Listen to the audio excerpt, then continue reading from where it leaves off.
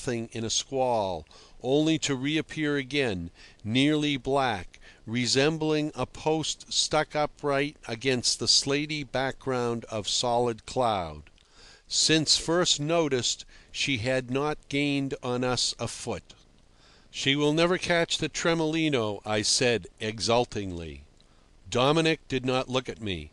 He remarked absently, but justly, that the heavy weather was in our pursuer's favour. She was 3 times our size. What we had to do was to keep our distance till dark, which we could manage easily, and then haul off to seaward and consider the situation. But his thoughts seemed to stumble in the darkness of some not solved enigma, and soon he fell silent. We ran steadily, wing and wing. Cape San Sebastian, nearly ahead, seemed to recede from us in the squalls of rain, and come out again to meet our rush, every time more distinct between the showers. For my part, I was by no means certain that this gabelou, as our men alluded to her opprobriously, was after us at all. There were nautical difficulties in such a view which made me express the sanguine opinion that she was in all innocence simply changing her station. At this Dominic condescended to turn his head. "I tell you she is in chase," he affirmed moodily, after one short glance astern. I never doubted his opinion, but with all the ardour of a neophyte and the pride of an apt learner, I was at that time a great nautical casuist. "What I can't understand," I insisted subtly, "is how on earth, with this wind, she has managed to be just where she was when we first made her out. It is clear that she could not, and did not, gain 12 miles on us during the night. And there are other impossibilities." Dominic had been sitting motionless, like an inanimate black cone, posed on the stern deck, near the rudder head, with a small tassel fluttering on its sharp point, and for a time he preserved the immobility of his meditation. Then, bending over with a short laugh, he gave my ear the bitter fruit of it. He understood everything now perfectly. She was where we had seen her first, not because she had caught us up, but because we had passed her during the night while she was already waiting for us, hove to, most likely on our very track. "Do you understand already?" Dominic muttered in a fierce undertone. "Already? You know we left a good 8 hours before we were expected to leave. Otherwise she would have been in time to lie in wait for us on the other side of the Cape, and—" he snapped his teeth like a wolf close to my face—"and she would have had us like that." I saw it all plainly enough now. They had eyes in their heads and all their wits about them in that craft. We had passed them in the dark as they jogged on easily towards their ambush with the idea that we were yet far behind. At daylight, however, sighting a balancelle ahead under a press of canvas, they had made sail in chase. But if that was so, then— Dominic seized my arm. "Yes, yes! She came out on an information. Do you see it? On information. We have been sold, betrayed. Why? How? What for? We always paid them all so well on shore. No, but it is my head that is going to burst." He seemed to choke, tugged at the throat-button of the cloak, jumped up open-mouthed as if to hurl curses and denunciation, but instantly mastered himself, and wrapping up the cloak closer about him, sat down on the deck again as quiet as ever. "Yes, it must be the work of some scoundrel ashore," I observed. He pulled the edge of the hood well forward over his brow before he muttered, "A scoundrel! Yes, it's evident." "Well," I said, "they can't get us, that's clear." "No," he assented quietly, "they cannot." We shaved the Cape very close to avoid an adverse current.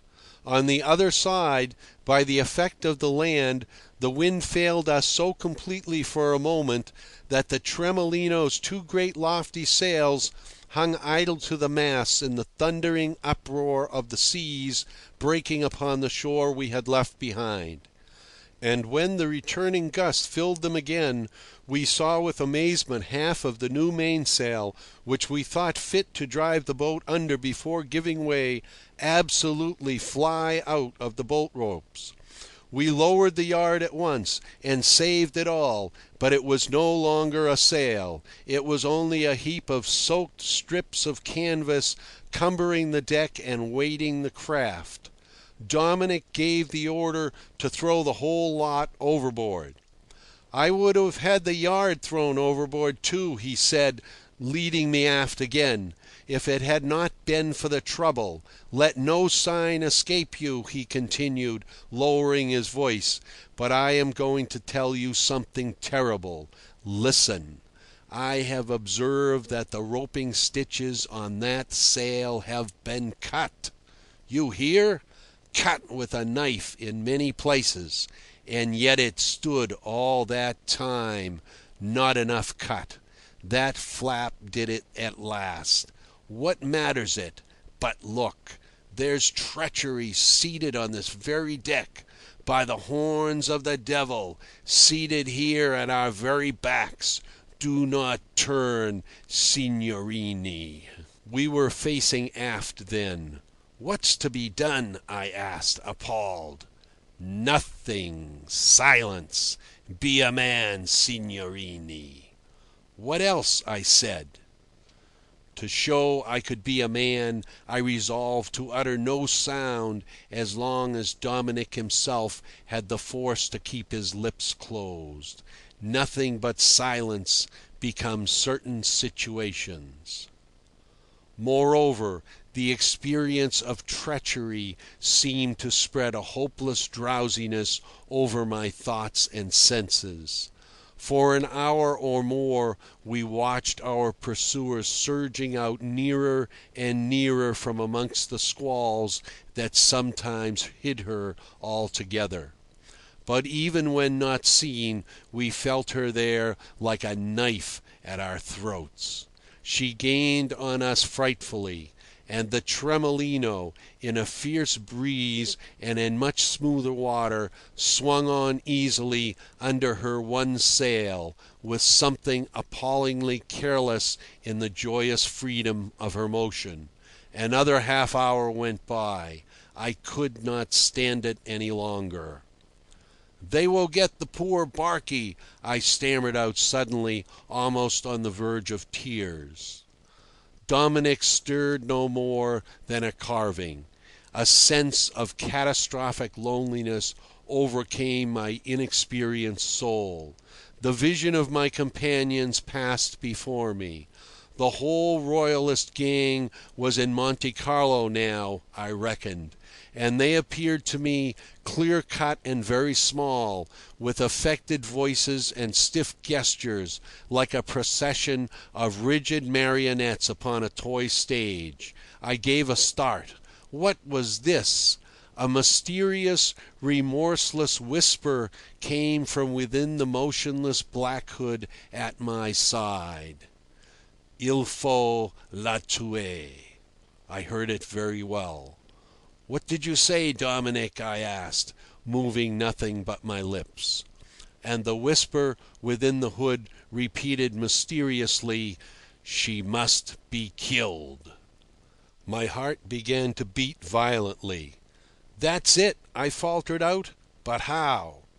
"You love her well." "I do."